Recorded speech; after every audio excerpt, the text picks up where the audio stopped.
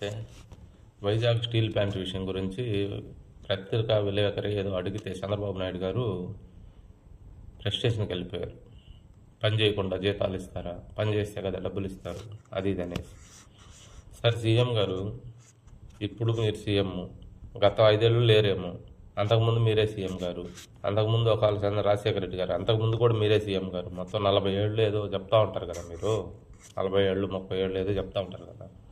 మరి ఇన్ని సంవత్సరాల నుంచి మీరు రాష్ట్రానికి సీఎంలే కదా, ఉమ్మడి రాష్ట్రానికి అయితేనే, ప్రత్యేక రాష్ట్రానికి అయితేనే.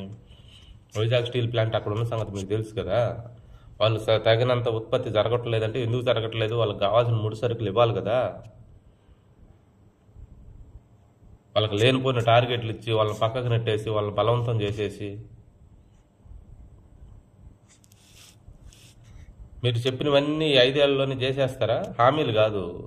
పోలవరం కడతా అన్నారు, రాజధాని కంప్లీట్ చేస్తా అన్నారు, ఇంకేదో చేస్తా అన్నారు. హామీలు కూడా చాలా ఇచ్చారు. అన్నీ మీరు అనుకున్న టైంలోనే చేసేస్తారా? టార్గెట్ లోపల విధంగా మిమ్మల్ని సీఎంగా ఎందుకు ఉంచుకోవాలి చేయలేనప్పుడు?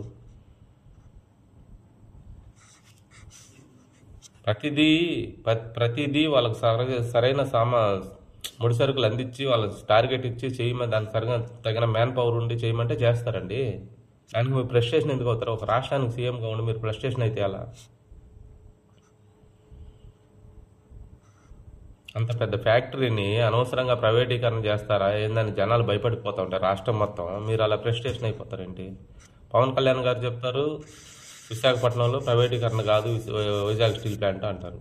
శాసన మండలిలో మీ కుమారుడు లోకేష్ గారు చెప్తారు అది ప్రైవేటీకరణ కాదు అనేసి. మరి మీరెందుకు ప్రెస్ స్టేషన్ అవుతున్నారు? వాళ్ళు చెప్పేటప్పుడు మీకు తెలియకుండా చెప్పేశారు. వాళ్ళు ఏమన్నా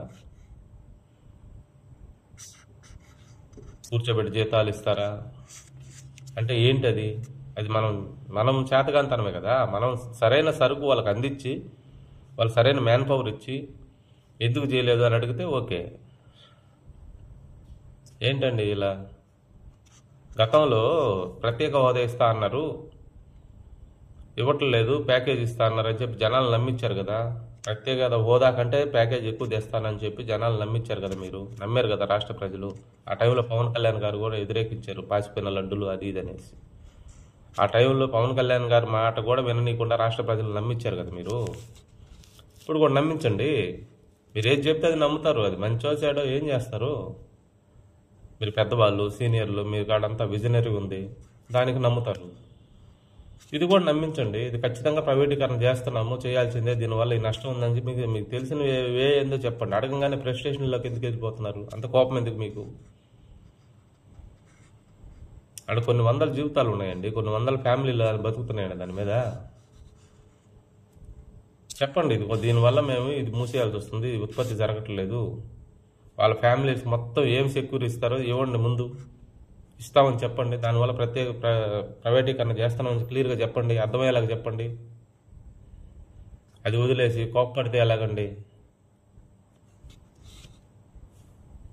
ఎక్కడన్నా నేను ఒక సివిల్ కాంట్రాక్టర్, ఎక్కడన్నా వైజాగ్ స్టీల్ అని పేరు, ఏ స్టీల్ వాడాలంటే వైజాగ్ స్టీల్ వాడండి.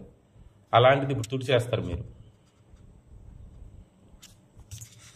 చెప్పాలి, అర్థమయ్యేలాగా చెప్పాలి. ఒక రాష్ట్ర పెద్దగా మీరు, ఒక ఇంటి పెద్ద, ఒక పిల్లలకి వాళ్ళ ఇంట్లో ఫ్యామిలీకి ఎలా చెప్పుకుంటారో అలాగా రాష్ట్ర పెద్దగా మీరు వివరించి చెప్పాలి. దేనివల్ల ప్రైవేటీకరణ చేయాల్సి వస్తుంది, దేనివల్ల ఉత్పత్తి చేయలేకపోతున్నారు, వాళ్ళ ప్రాబ్లం ఏంటి, ఒకవేళ ఇలా చేస్తే ఇలా చేస్తాము, వాళ్ళకి సెక్యూర్ చేస్తాము, వాళ్ళ ఫ్యామిలీలకి ఈ విధంగా మేము దారి చూపిస్తాము అని వివరించి చెప్పాలి కదా.